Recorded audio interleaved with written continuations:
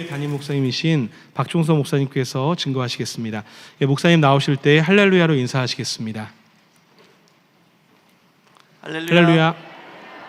네, 감사합니다. 우리 시몬 안나 성가대의 아름다운 찬양 진심으로 감사드립니다. 저는 오늘 민수기 26장 1절에서 4절 말씀을 통해 광야의 마지막 인구조사라는 제목으로 잠시 은혜를 나누겠습니다. 자, 저희가 광야에 대해서는 많이 공부하셨죠. 이 광야는 교회를 예표한다라고 배웠습니다. 근데 그 교회가 어떤 교회입니까? 그냥 단순히 내가 개인적으로 다니는 내 신앙생활을 하는 그 교회라고 볼 수 있지만요, 여기서 이 광야의 노정을 보시면 첫 번째 진친 장소서부터 41번째까지, 그리고 요단강 건너서 42번째 길갈에서 마쳤습니다. 이런 과정이 구속사적으로 봤을 때는 교회 시대 전체를 예표한다라고 말할 수 있습니다. 그렇다면 41번째 광야에서 마지막 진친 그 모압 평지는 그 교회 시대의 끝, 다시 말하면 종말을 예표하는 그런 광야 진친 장소라고 말할 수 있습니다. 그래서 그 모압 평지에서 일어난 사건들이 종말에 일어날 사건들을 보여준다는 것이죠. 근데 거기서 특별히 오늘 본문 말씀대로 하나님께서 모세에게 광야의 두 번째 인구조사, 근데 그 두 번째가 광야의 마지막 인구조사였습니다. 이것을 명하셨고 모세가 거기서 진행을 했습니다. 그래서 이 광야 마지막 인구조사는 종말을 살고 있는 성도에게 어떤 구속사적 교훈을 주는지 한번 살펴보도록 하겠습니다.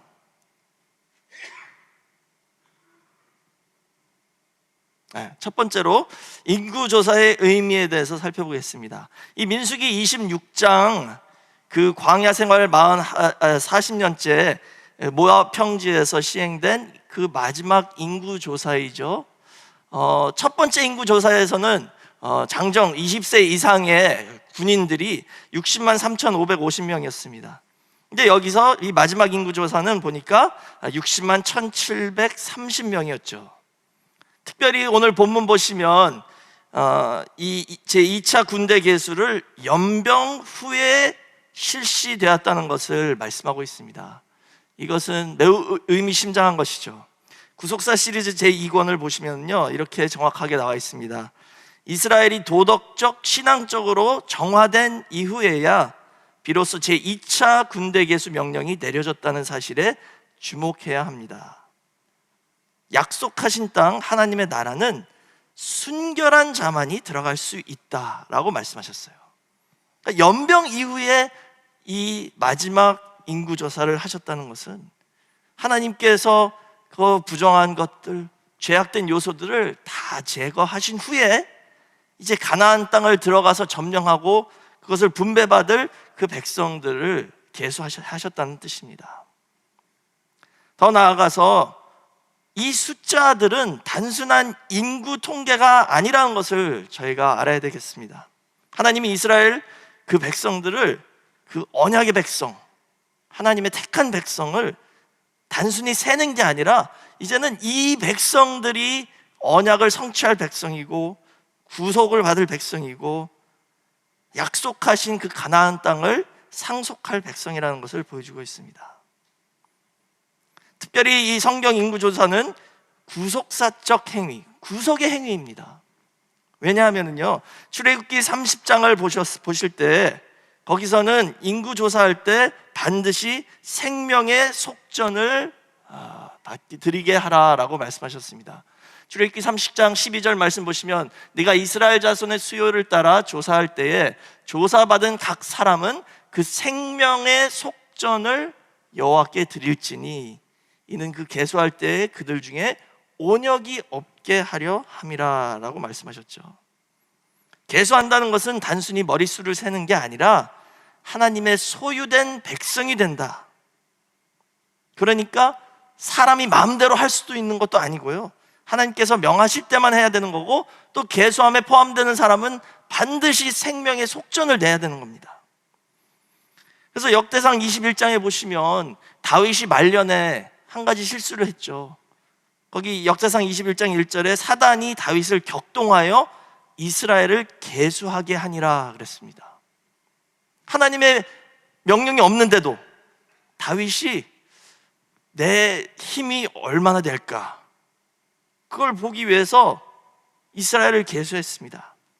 그리고 역대상 21장 7절이나 14절 보시면 거기에 여호와 보시기에 악함으로, 그 다윗의 계수한 행동이 악했다, 범죄였다. 그래서 7만 명에게 재앙이 내려서 죽습니다. 여기에 핵심은 뭐냐 하면은요, 언약 공동체의 계수는 하나님만 하실 수 있다는 겁니다. 사람이 자기 마음대로 하는 게 아니에요. 생명의 속전이라는 것은 바로 예수 그리스도의 보혈을 예표하는 것이죠. 디모데전서 2장 5절에서 6절에 하나님은 한 분이시요 또 하나님과 사람 사이의 중보도 한 분이시니 곧 사람이신 그리스도 예수라. 그가 모든 사람을 위하여 자기를 속전으로 주셨으니 그랬죠. 여기 속전으로, 속전으로 주셨으니 예수님이 자기 자신을 속전으로 바치셨다는 겁니다. 왜냐하면 타락한 인간은 자기가 스스로 생명의 속전을 낼 수 있는 능력이 안 됩니다. 그래서 예수님께서 우리를 대신하여 그 생명의 속전을 다 지불해 주셔서 우리는 이제 하나님의 소유가 됐습니다. 그 계수함에 포함된다는 것이죠. 구속의 반열에 들어갔다는 것입니다. 그렇기 때문에 이것은 인간이 할 수 있는 일도 아니고, 인구조사는요, 계수하는 것은 하나님께서만 할 수 있는 것이고 하나님의 명령 하에만 진행되어야 된다는 것을 알려주고 있습니다. 두 번째, 광야 제2차 인구조사의 목적이 무엇인지 살펴보도록 하겠습니다. 이 모압 평지에서 하나님은 왜 인구조사를 명령하셨을까? 첫 번째 이유는요, 가나안 정복 정쟁을 위한 군대 편성이었습니다. 이 계수함을 받은 사람들은 이제 요단강 건너서 가나안 땅에 들어가서 가나안을 정복하기 위해서 가나안 사람들과 싸울 군인들이죠. 이 가나안 정복 전쟁이라는 것 저희가 많이 들어봤지만 오늘 우리와 무슨 상관이 있을까 생각해 봤을 때, 구약에서는 아브라함의 후손들이, 아브라함의 자손들이 이 가나안 땅을 상속할 것이다, 약속의 땅이다 배웠는데요, 신약에 와서 로마서 4장 13절 말씀 보시면 사도 바울은 아브라함이나 그 후손에게 세상의 후사가 되리라고 하신 언약은, 그랬죠? 아브라함의 후손이 어떻게 된대요? 세상의 후사가 된다라고 말씀하셨어요. 구약에서는 분명히 가나안 땅을 상속할 것이다 라고 약속하셨는데, 사도 바울은 이제 신약에 와서 그것을 재해석해서 아브라함의 영적 자손인 예수 그리스도를 믿는 성도들은 이제 이 세상을 상속할 후사가 되었다라는 것을 말씀하고 있습니다. 그러니까 가나안을 정복하러 들어간다라는 뜻은 오늘 저희는요, 이 구속사의 말씀을 가지고 세상을 정복해야 된다는 겁니다. 그게 아브라함의 자손들이 해야 할 일이죠. 그리고 오늘 2차 계수받은 군대들이 예표하는 사실입니다. 요한계시록 11장 15절 말씀 보시면 일곱째 천사가 나팔을 불매 하늘에 큰 음성들이 나서 가로되 세상 나라가 우리 주와 그리스도의 나라가 되어 그가 세세토록 왕노릇 하시리로다 라고 말씀하셨죠. 이게 저희의 궁극적인 목적입니다. 지금 영적으로 하나님 아버지께서 저희를 계수하고 계시는데요, 그 계수함에 포함된다는 그 영광이 저에게 주어진다면 우리가 할 일은 뭐예요? 구속사의 말씀을 가지고 세상을 정복해서 우리 하나님 아버지의 나라가 되도록 그 일을 해야 된다는 것이죠. 그래서 마지막 때도 재림 주님을 따라 세상을 정복할 신령한 군대가 있다는 것을 보여주고 있습니다. 두 번째는 가나안 땅 분배를 위한 기준 설정입니다. 군인들을 계수했는데 그 군인들의 숫자대로 가나안 땅을 분배해서 다 나눠준다는 거예요.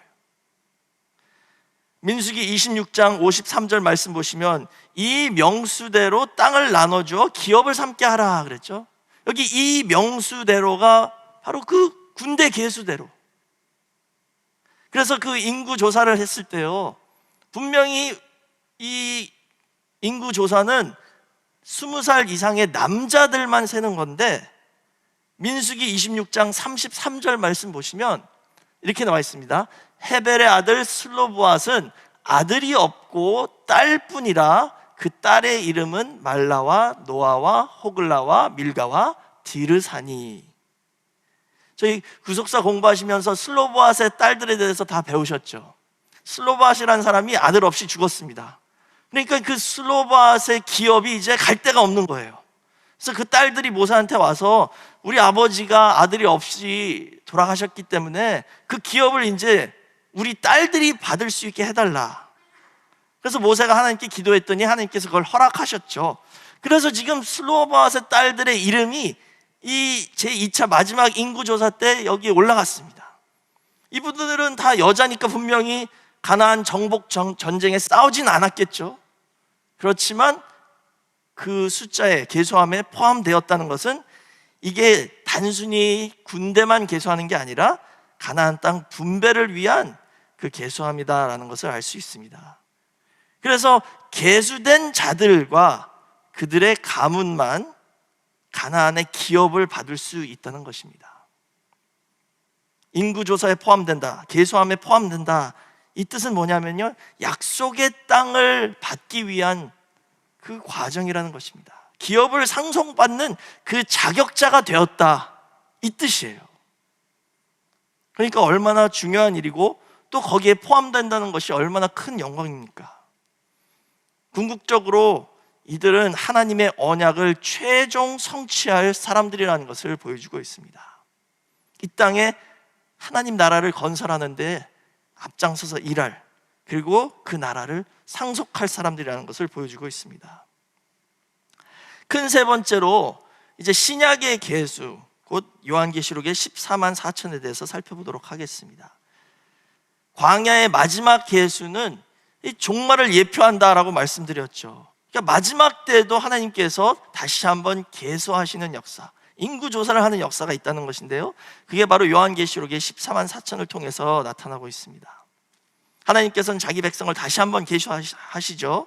계시록 7장 4절을 보니까 내가 입맞은 자의 수를 들으니 14만 4천이니, 그러면서 이제 5절부터 그 계수한 기록이 나와 있는데요, 유다 지파 중에 입맞은 자가 1만 2천이요, 루벤 지파 중에 1만 2천이요, 갓 지파 중에 1만 2천이요, 이렇게 해서 쫙 진행되고 있습니다.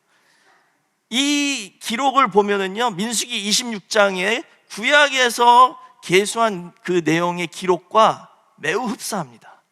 그러니까 이것도 역시 이 요한계시록 7장도 역시 군대 계수이고 인구조사이고 앞으로 하나님 재림하실 주님과 함께 싸울 그 군대를 계수하는 역사다라는 것을 저희가 알 수 있습니다. 구약에서는 또 속전을 낸 자들만 이 계수함에 포함됐죠. 근데 요한계시록 14장 4절 보니까 이 14만 4천에 대해서는 뭐라고 말씀하셨냐면요, 여기 보시면 사람 가운데 구속을 받아, 처음 예금 열매다 그랬죠. 여기 구속을 받았다라는 것은 뭐냐면 돈을 주고 샀다는 뜻입니다. 그러니까 속전을 지불한 사람들이라는 것이죠. 예수 그리스도의 보혈의 피로 하나님께서 사셔서 이제 하나님께 속한 하나님의 종들이라는 것을 말씀하고 있습니다.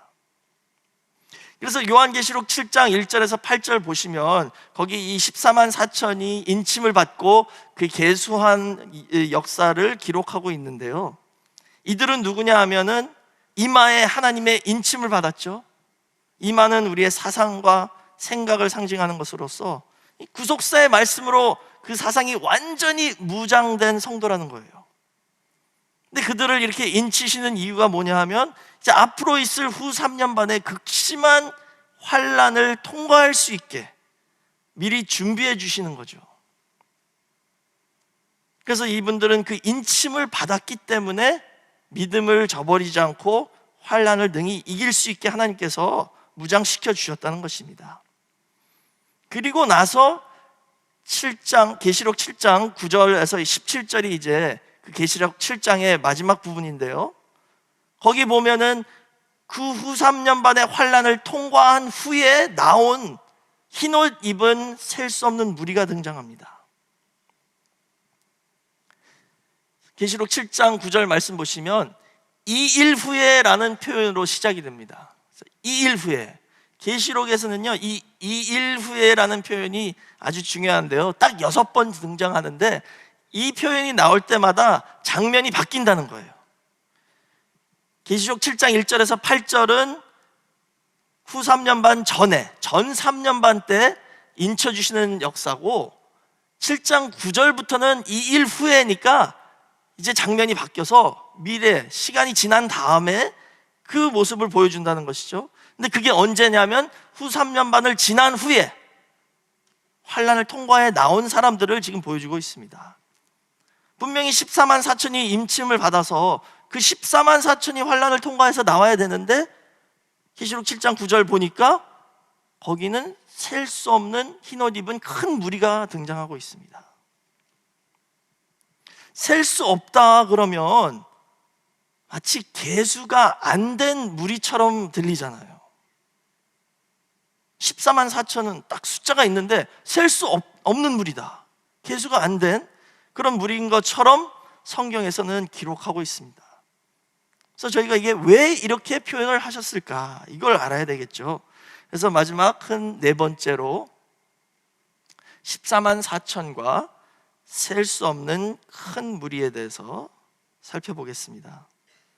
지금 요한계시록 7장에 1절부터 8절에는 14만 4천이 등장하고 9절부터 17절에는 셀 수 없는 큰 무리가 등장하죠. 성경이 이 두 무리를 다른 무리인 것처럼 말하는 이유는 이 두 무리가 다르기 때문에가 아니라 이 두 무리를 다른 각도에서, 다른 관점에서 보여주기 때문이다라는 것을 저희가 먼저 알아야 되겠습니다. 아마 예전에 이 둘이 완전히 다른 무리다라고 배우셨을 거예요. 14만 4천은 특별히 택함을 받은 하나님의 종들이다, 흰옷 입은 셀 수 없는 큰 무리는 구원받은 전 성도들이다, 이렇게 아마 많이 들으신 분들도 있을 겁니다. 근데 사실은 그게 아니라 잘못된 거예요. 원로 목사님께서요 나중에 말씀하셨는데 그게 아니라고 그러시고 이 두 무리는 같은 무리다라고 말씀하셨습니다.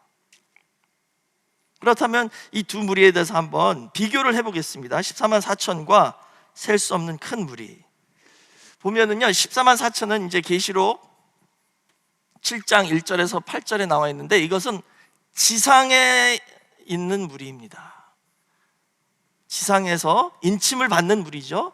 그리고 여기는 계시록 7장 9절에서 17절까지 나와 있는데 이것은 새 예루살렘에 서 있는 모습을 보여주고 있습니다. 그리고 두 번째로 이 14만 4천은 환란 전 인침을 받는 그 장면이죠. 그게 이 요한계시록 7장 1절 8절 내용입니다. 환란 전에 인침을 받는 내용인데 여기서는 환란을 통과한 후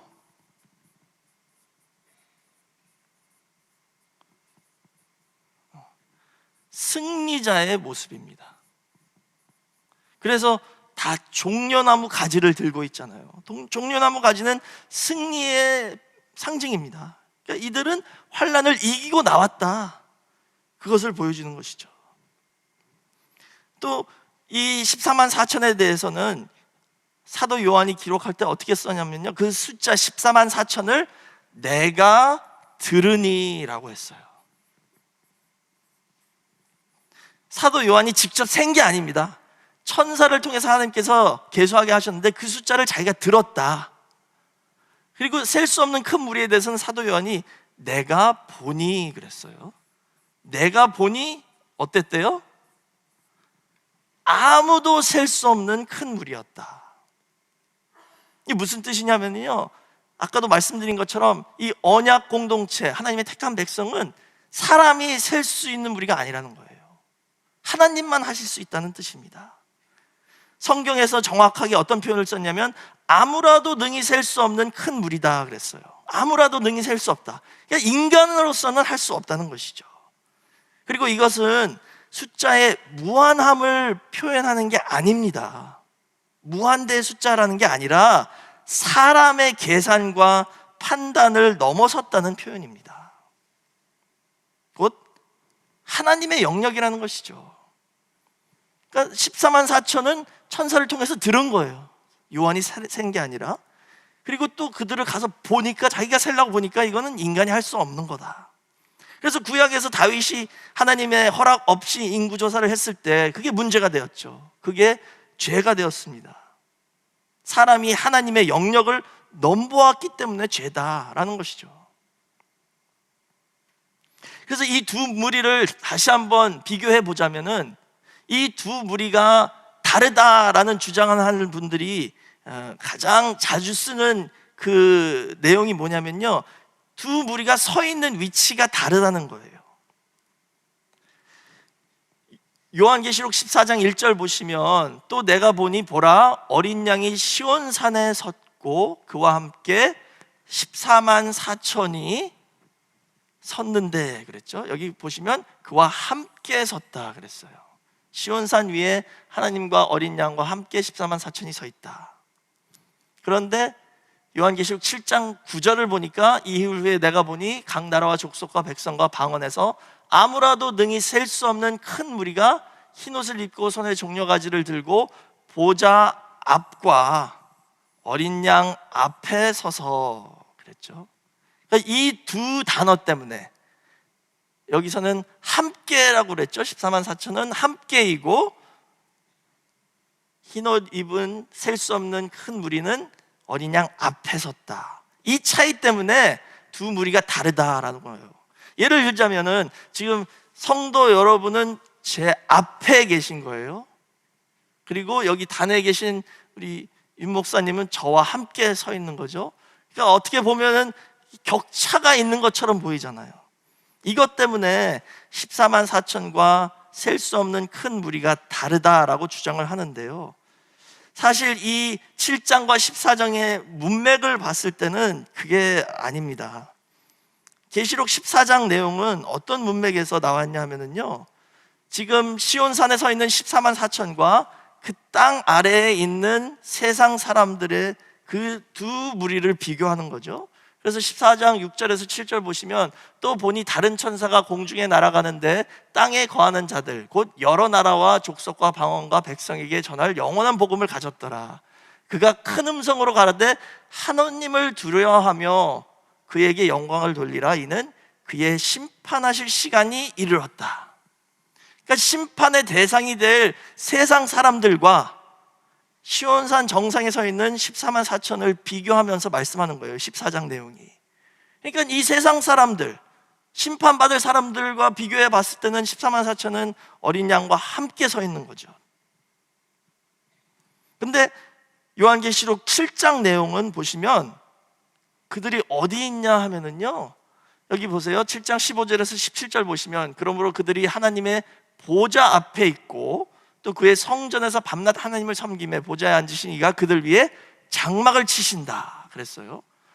이 장막을 치신다라는 내용은요, 계시록 21장 3절 4절에 새 예루살렘을 묘사할 때 나온 표현입니다. 그러면서 16절부터 저희가 다시 줄이지도 아니하고 목마르지도 아니하고 해나 아무 뜨거운 기운에 상하지 아니할지니. 줄이지도 않고 목마르지도 않는 곳이 어디예요? 새 예루살렘이죠. 17절 보시면, 이는 보좌 가운데 계신 어린 양이 저희의 목자가 되사 생명수 샘으로 인도하시고 하나님께서 저희 눈에서 모든 눈물을 씻어주실 거다. 이것도 역시 새 예루살렘에서 일어나는 일입니다. 그러니까 지금 이 장면은 분명히 새 예루살렘이죠. 새 예루살렘 안에서 이 셀 수 없는 무리가 하나님을 보면서 그 앞에서 섬긴다, 이것을 말씀하는 거예요. 이 내용을 계시록 22장 3절과 4절과 비교해 보니까 같습니다.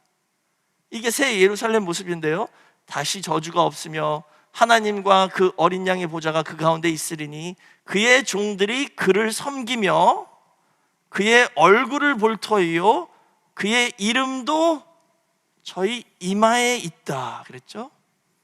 이마에 하나님과 어린 양의 이름이 있는 게 누구죠? 14만 4천이죠. 14만 4천이 시온산에 섰는데 이마에 하나님 아버지와 어린 양의 이름이 있더라. 그게 하나님의 인이잖아요. 새 예루살렘에서 하나님 앞에서 섬기는 자들은 바로 14만 4천이에요. 그러나 요한계시록 7장에서는 셀 수 없는 큰 무리다라고 표현했으니까 비교해 볼 때 14만 4천과 셀 수 없는 큰 무리는 같은 무리라는 것이죠. 저에게 또 결정적인 단서 하나는요, 뭐냐 하면 바로 요한계시록 7장 14절입니다.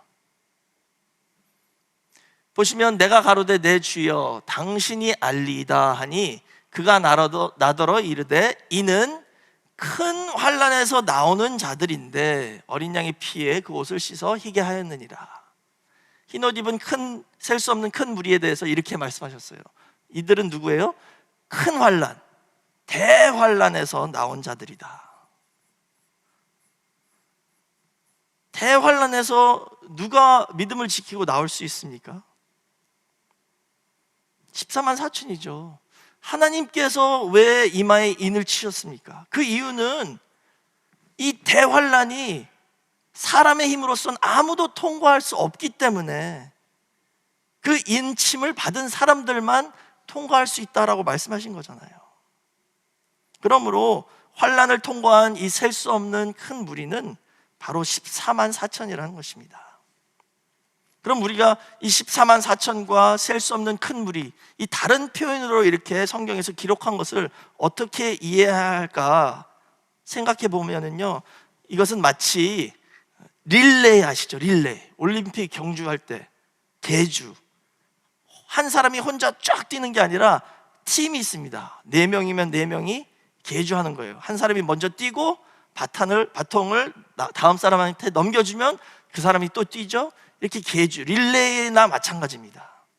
14만 4천은 그 릴레이의 마지막 주자라고 보면 셀 수 없는 큰 무리는 그 릴레이를 다 뛴 전체의 그 모든 경주자다라고 우리가 볼 수 있습니다.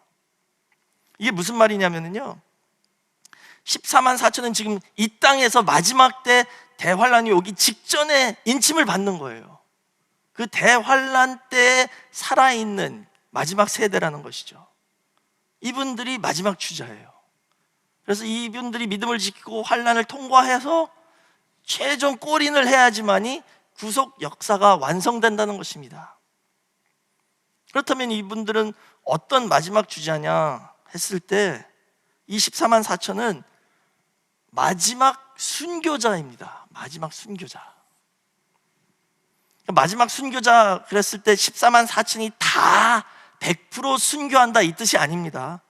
그러나 마지막 순교자들이 14만 4천 안에서 나올 것이다, 이 말씀을 드리는 거죠. 그래서 요한계시록 6장 9절에서 11절 보시면 다섯째 인을 떼실 때 내가 보니 하나님의 말씀과 저희의 가진 증거를 인하여 죽임을 당한 영혼들이 제단 아래에 있어 큰 소리로 불러 가로되 거룩하고 참되신 대주제여 땅에 거하는 자들을 심판하여 우리 피를 신원하여 주지 아니하시기를 어느 때까지 하시려나이까 하니 각각 저에게 흰 두루마기를 주시며 가라사대 아직 잠시 동안 쉬되 저희 동무 종들과 형제들도 자기처럼 죽임을 받아 그 수가 차기까지 하라.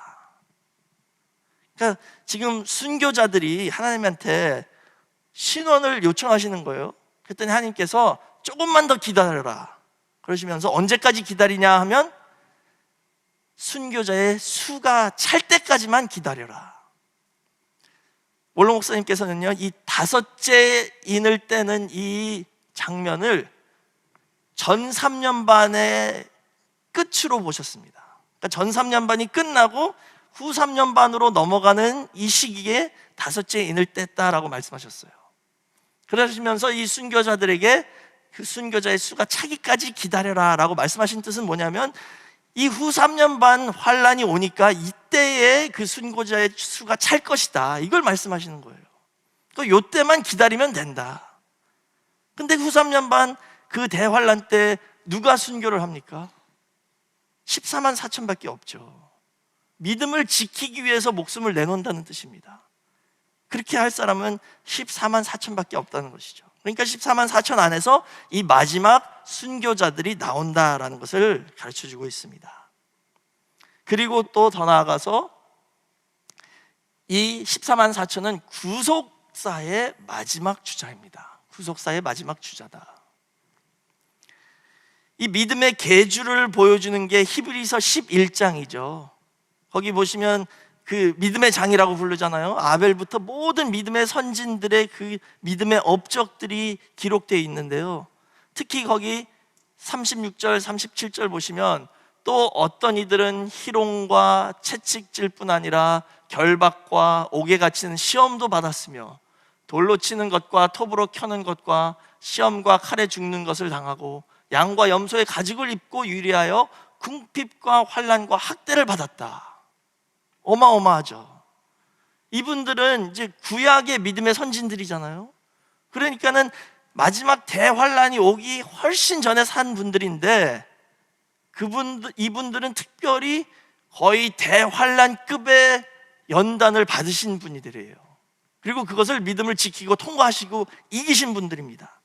그분들을 기록한 다음에 이제 11장 마지막 두 구절 39절에서 40절을 보시면 이 사람들이 지금 믿음의 장에 기록되어 있는 이 사람들이 다 믿음으로 말미암아 증거를 받았으나 약속을 받지 못하였으니 이는 하나님이 우리를 위하여 더 좋은 것을 예비하셨은즉 우리가 아니면 저희로 온전함을 이루지 못하게 하려 하심이니라 라고 말씀하셨어요. 여기 보세요. 그 위대한 믿음의 선진들인데도 여기 계속 나오죠. 우리가 아니면 온전함을 이루지 못한대요. 이 우리가 누구입니까? 지금 여기서 우리는 이 히브리서를 쓴 히브리 기자 그리고 초대교회 성도들을 말씀하는 거잖아요. 그러니까 그 초대교회 성도들은 자기들이 구속사의 마지막 주자라고 생각한 거예요. 사도 바울도 그랬잖아요. 고린도전서 15장 51절 이하에 보시면 우리가 다 잠잘 것이 아니요 변화를 받으리라. 거기서도 우리라는 표현을 썼습니다. 그러니까 사도 바울이나 초대교회 성도들은 재림이 그 당시에 딱 이루어질 줄 알고 그 세상 끝이 완전히 자기 당대에 올 줄 처음에는 알았던 거죠. 그러니까는 우리를 통해서 이분들이 온전함을 이룬다. 우리가 마지막 주자니까 앞에 1번, 2번, 3번이 아무리 잘 뛰어도 마지막 주자가 가다가 넘어지면 지는 거잖아요. 그러니까 우리가 잘 뛰어야 된다. 그래야지 최종 상급을 받고 약속을 받을 수 있다. 이것을 말씀하는 겁니다. 근데 이제 저희는 알잖아요. 우리가 잘못됐다는 것. 그때 끝나지 않았습니다. 마지막 한 주자가 더 남아있죠. 그렇지만 저는 오늘 우리가 바로 이 우리가 된 줄 믿습니다.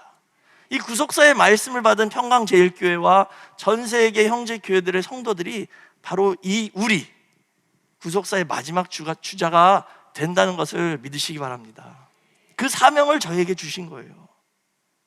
그렇다면 이제 우리가 엄청난 사명을 받은 거죠. 이 구절을 통해서 구속사의 마지막 주자가 있다는 것을 이제 알았습니다. 그리고 그 주자들이 잘 뛰어야지만이 이 모든 믿음의 선진들의 업적이 빛나고 또 그 약속의 상급을 받을 수 있다는 것입니다. 이제 이 히브리서 11장 40절이 마지막 절입니다. 그리고 12장 1절로 넘어가는데 아시다시피 이 장수와 구절수는 나중에 추가된 거잖아요. 그러니까 이 성경은 다 이어지는 겁니다. 바로 다음 구절이 뭐라고 나와 있냐면요, 히브리서 12장 1절에 이러므로 우리에게 구름같이 둘러싼 허다한 증인들이 있으니 모든 무거운 것과 얽매이기 쉬운 죄를 벗어버리고 인내로써 우리 앞에 당한 경주를 경주하자. 이 경주를 잘 뛰자, 화이팅 하자, 이거잖아요. 근데 이분들이 지금 하신 말씀이 뭐냐면요, 우리에게 뭐가 있대요? 구름같이 둘러싼 허다한 증인들이 있다. 이게 누구예요? 11장에 기록되어 있는 모든 믿음의 선진들이잖아요. 지금 우리를 보고 있는 이 허다한 구름 같은 증인들이 있어. 그분들이 다 보고 있어. 그러니까 우리 힘내서 잘 뛰어야 됩니다. 우리가 마지막 주자입니다. 이거를 말하는 건데, 지금 여기가 어디냐 하면은요, 히브리서 12장 22절 보면 그러나 너희가 이른 곳은 바로 시온산이다. 이 아까 시온산이 14만 4천이 서 있던 곳이었잖아요. 거기는 살아계신 하나님의 도성인 하늘의 예루살렘, 곧 새 예루살렘이죠. 천만 천사와 하늘에 기록한 장자들의 총회와 교회와 만민의 심판자이신 하나님과 또 및 온전케 된 의인의 영들과 새 언약의 중보이신 예수와 및 아벨의 피보다 더 낫게 말하는 뿌린 피가 있는 곳이다 그랬잖아요. 계시록 14장 1절 보면 하나님과 어린 양 예수와 14만 4천이 시온산 위에 함께 서 있었습니다. 같은 장면을 보여주는 거예요. 근데 여기에 누가 있어요? 구름같이 둘러싼 허다한 증인들이 있대요. 히브리서 11장에 기록한 그 믿음의 선진들이 함께 서 있다는 것입니다. 그러니까 계시록 7장에서는 셀 수 없는 무리가 새 예루살렘에서 하나님 앞에 섬기는데, 시온산에 가보니까 그 사람들이 바로 14만 4천이고 14만 4천만이 아니라 구름같이 둘러싼 허다한 증인들이 함께 있었습니다. 복잡하니까요, 간단하게 말씀드리겠습니다. 14만 4천,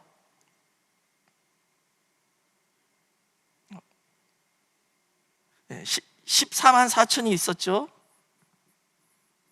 그게 누구냐면요, 아까 우리라고 그랬잖아요. 우리, 마지막 주자, 우리와 구름 같은 증인들.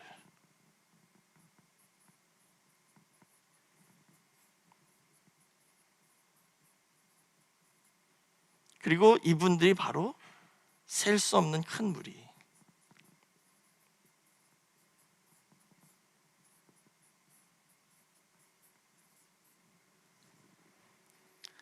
우리가 바로 우리죠? 아멘이십니까?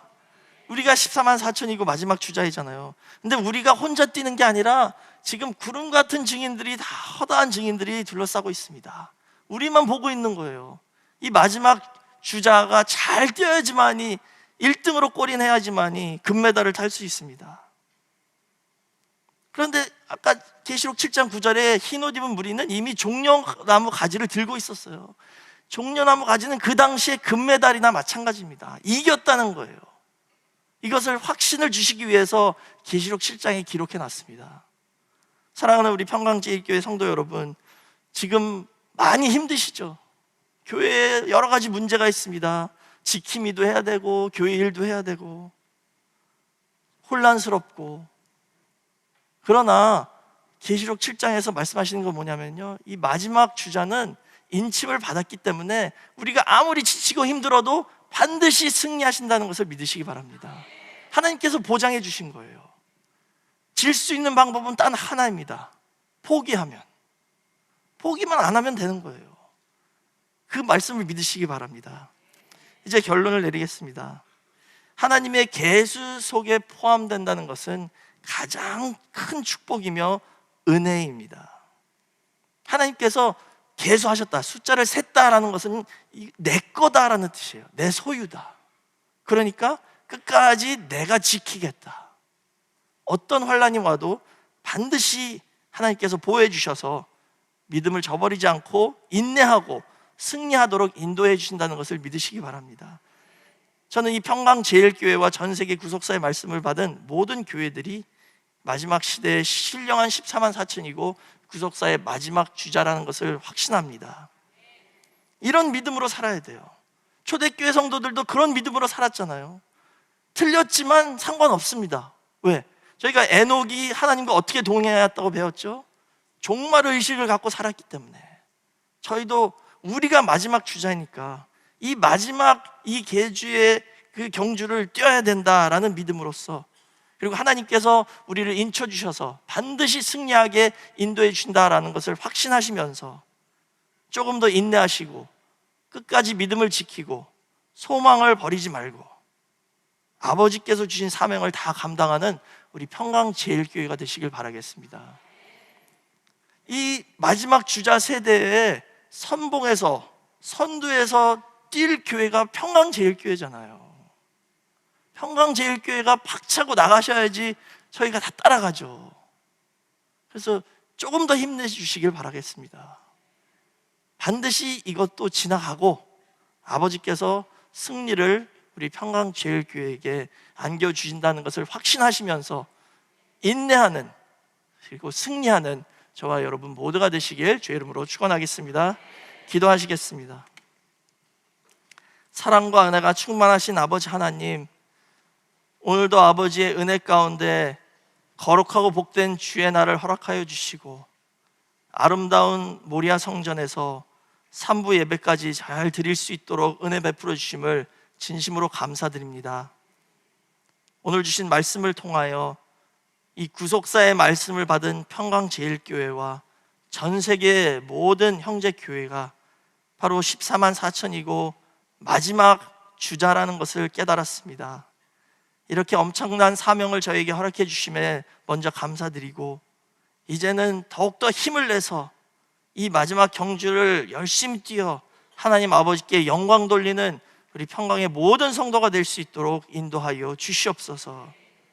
비록 여러 가지 문제가 있고 또 환란이 있고 교회가 혼란스러운 것처럼 보일 때도 있지만, 그런 과정에서도 아버지께서 저희를 인쳐 주셨기 때문에 승리는 이미 결정됐다는 것을 확신하면서 믿음을 지키는 우리 모든 평강의 성도가 될 수 있도록 역사하여 주시옵소서.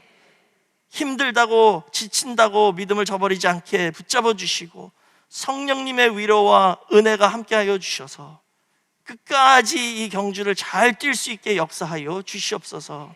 가정마다 어떤 문제가 있을지라도 무릎 꿇고 기도하면 해결된다는 확신 가운데 하나님 아버지 앞에 부르짖을 때에 살아 역사하시는 아버지께서 찾아와 주시고 그 모든 문제를 해결하여 주시옵소서. 육신의 질병으로 아픈 성도님들 어루만져 주셔서 치유함의 역사를 허락하여 주시고, 마음에 상처가 있는 성도님들 성령님이 찾아와 주셔서 위로하여 주시고, 무엇보다도 이 마지막 때 주신 사명을 감당하기 위하여 우리 평강제일교회가 한 마음이 되고 일치 단결할 수 있게 역사하여 주시옵소서. 내 생각과 내 뜻을 내려놓을 수 있는 성숙한 교회가 되어서 말씀으로 하나가 되고 그 뜻을 위해서라면 헌신하고 희생하면서 아버지께서 저에게 주신 이 경주를 끝까지 완주할 수 있도록 역사하여 주시옵소서. 반드시 이루어 주실 것을 믿고 감사드리며 예수 그리스도의 이름으로 간절히 기도드렸사옵나이다. 아멘. 하나님께 영광의 박수 올립니다.